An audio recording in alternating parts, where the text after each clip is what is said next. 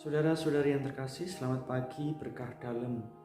Jumpa lagi dengan saya Rom Arif dalam Tegur Sapa edisi Selasa 19 Mei 2020. Hari ini dalam Injil Tuhan Yesus berbicara kepada para muridnya tentang kepergiannya kepada Bapa dan juga pengutusan Roh Kudus atas para muridnya. Dikatakan dalam Injil, tetapi sekarang aku pergi kepada Dia yang telah mengutus aku, dan tiada seorang pun di antara kamu yang bertanya kepadaku, kemana engkau pergi? Tetapi karena aku mengatakan hal itu kepadamu, sebab itu hatimu berduka cita. Namun benar yang kukatakan ini kepadamu adalah lebih berguna bagi kamu jika aku pergi. Sebab jikalau aku tidak pergi, penghibur itu tidak akan datang kepadamu.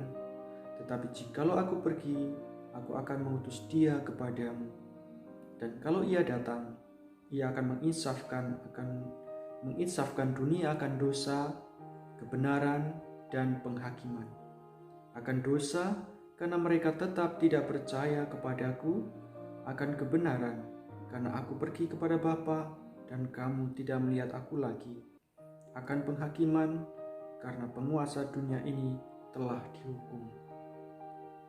Saudara-saudari yang terkasih, kalau kita sebagai umat beriman percaya kepada Yesus, menerima karunia Roh Kudus di dalam hidup kita, kita sebagai orang-orang beriman juga adalah orang-orang yang dipimpin dalam Roh Kudus, Roh yang berasal dari Bapa yang diutus untuk menyertai kita. Dalam bacaan pertama, tanda-tanda yang terjadi dalam diri Paulus dan kawan-kawannya menjadi tanda yang nyata bagi kita bahwa peranan Roh Kudus itu nyata. Ketika mereka menghadapi persoalan, mereka dipenjara, mereka tetap bersuka cita. Padahal kalau orang dipenjara karena suatu kesalahan, dia akan menyesali, dia akan bersedih, akan berduka cita, bahkan juga mungkin mengambil suatu tindakan untuk mengakhiri hidup. Tetapi berbeda dengan Paulus dan teman-temannya. Mereka berani menderita dan menerima itu dengan kegembiraan, karena satu tujuan mereka ialah mewartakan Yesus, mewartakan Injil.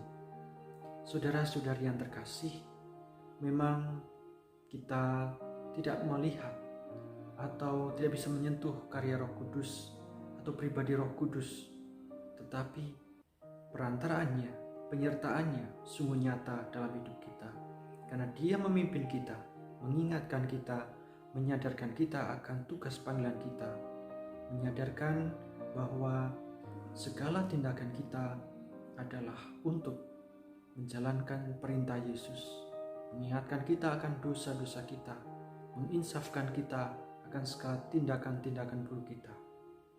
Karena itu saudara-saudari yang terkasih, kita yang menerima karunia Roh Kudus, mari kita hidup sesuai dengan Roh yang memimpin hidup kita menuju kebaikan, menuju kegembiraan dan sukacita sejati di dalam Yesus sendiri. Berkat Tuhan menyertai kita kini dan sepanjang masa. Amin.